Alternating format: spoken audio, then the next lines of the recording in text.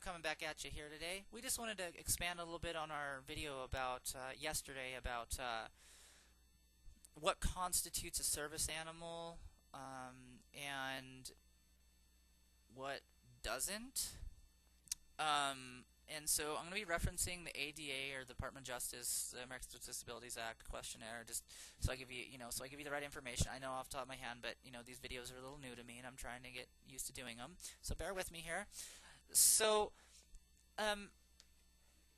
let's talk about what a service animal is. A service animal is a dog, and in some very rare cases, a miniature horse that has been trained to an individual to mitigate or help the individual and lessen that individual's disabilities so they can have that sustainability to live and do what they need to do.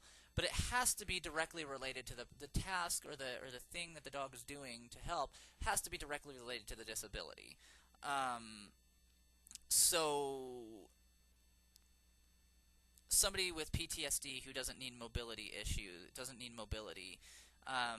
just because they train their dog to brace for fun doesn't constitute that as a task. It has to be such as covering or house checks, things like that, or bracing for an individual maybe who has mobility issues, things like that. So what really constitutes a service animal is tasks that mitigate the individual's disability and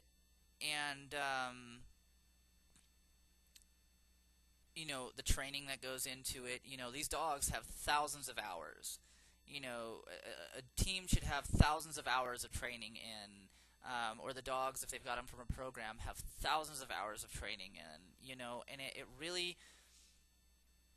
really harms the community when somebody with an emotional support animal. Well, what's emotional support animal, you say? An emotional support animal is just an animal that just comforts an individual, helps them get through the day, but that's not a task, that's just, like you come home to your pet fish or something, and you see it when you come home, and you're like, oh my gosh, it's my pet fish, and you get happy to see it, stupid example, I know, but that's what an emotional support animal is. They don't perform tasks, and a lot of people get confused about that, and a lot of people are misusing that.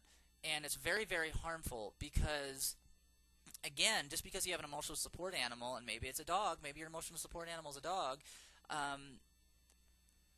just because it gets you out of the house and it comforts you when you're out, that does not constitute a task. It has to be directly related to your disability. And again, not everybody's disability requires the use of a service animal. I myself went through numerous options. I know people who've gone through numerous options, and the service dogs are not necessarily a option for everybody, because they're a lot of work,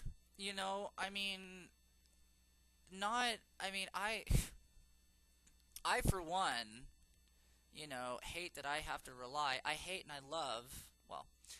that I have to rely on a dog to survive and get by and live every day, compared to where I was at about 10 years ago, and I mean, it sucks. So, anybody that thinks that having a service dog is fun is it's not. I mean, they get their, they have their awesome playtime, and they have, they get the utmost care and attention and love that anyone can give an animal.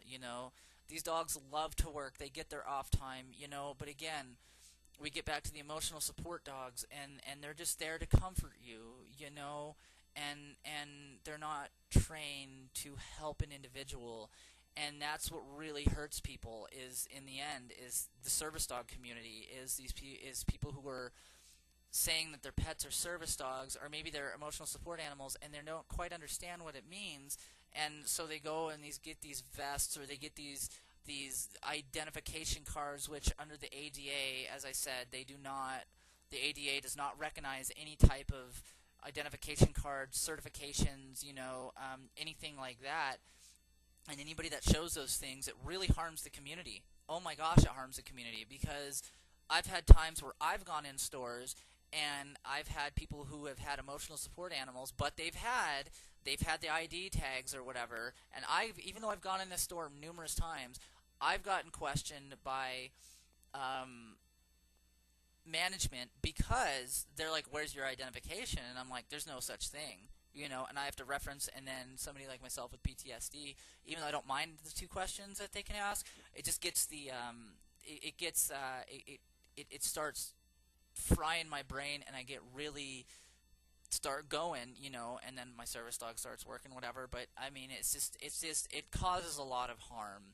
And not only that, just because your dog is good with other dogs doesn't mean it's a service dog. And if you try to take it in public, it doesn't mean that it can go everywhere. Again, because it's not performing a task, number one, and number two, you don't have all those hours in, and it's becoming a bigger and bigger problem. And so, with the it really, really hurts. And so please don't be bringing your pets in. Take them pet friendly places. I mean, we're a community. The service dog community is a community that is just trying to live our daily lives. We're trying to get by. We're trying to survive. We're trying to live.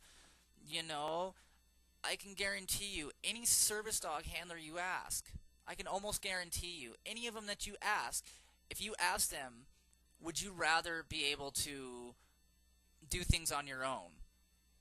They're going to say yes. I've had people, and I know, and I've been told by people in the community that they're like, and I, personally, I've been asked, where can I get a vest?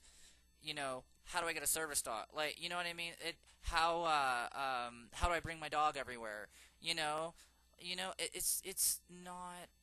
not okay. And again, just because my PTSD is bad enough to the point where I need a service animal doesn't mean everybody's PTSD is, or everybody's diabetes, or everybody's mobility issues. So really, I mean, really, really watch what you're doing, because really what you're doing is you're harming the community. You're harming, maybe that dog gets attacked. Maybe your pet, you think your pet's good with other dogs, and you have it in there, which you're not supposed to have your dog in public places, in public restaurants and stores, and Walmart and Home Depot and the bus and stuff like that. And again, these dogs have thousands and thousands of hours. They have thousands of hours of training in, and it could potentially harm an individual, not only physically, but mentally and financially. I mean, these dogs are an expense. They're medical equipment. So again, emotional support animals are not service dogs. They are not performing tasks just to get you out of the house. That doesn't constitute a task. Comforting you does not constitute a task. Doesn't mean you can take your dog everywhere. Therapy dogs, they don't have any public access rights, nor do emotional support animals. And public access, by that I mean going into your grocery store, going into Walmart, going into Home Depot, going into the courthouse, going into the hospital, going on public transit, flying. I mean, emotional support animals can fly with a doctor's letter, but that's a whole nother issue. That's a whole nother thing. But again, an ESA is not allowed in those places. They're not allowed public access rights. Therapy dogs. Let's talk a little bit about therapy dogs. Therapy dogs are dogs that are, again, they bring up morale. They are dogs who You see it at hospitals, you see it at nursing homes, sometimes you see them at libraries where kids can go read to them. Sometimes you see them in schools when kids read to it. But these dogs they're not task trained. They're not allowed public access to anywhere else. Therapy dogs are not allowed access where they are not welcomed, such as they have to call and say, hey, can I bring my therapy dog into the library so kids can read to him? Yes or no? And they say, yeah, you can come in today, whatever. So, but they have to be allowed there. But they do not get access to, they don't get access to Walmart, they don't get access to Lowe's, they don't get access to any of those other places. Only dogs that get allowed there are service dogs. Again, service dogs are dogs that are trained and are task trained to perform that mitigate an individual's disability for that individual.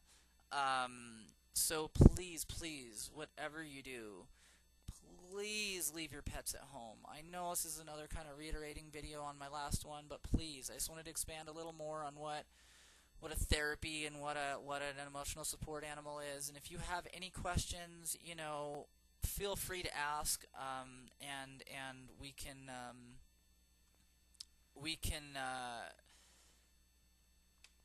I can try to answer that for you. So please, whatever you do, remember, if the only things that you remember out of this video, please remember an emotional support animal does not perform a task, does not perform tasks. A service dog performs tasks, which are allowed everywhere. So, sorry, if you remember anything out of this, please remember that the only dogs that are allowed in public places, such as Walmart, bus transportation, grocery stores, are dogs that have been trained to perform tasks to mitigate an individual's disability, and that's it.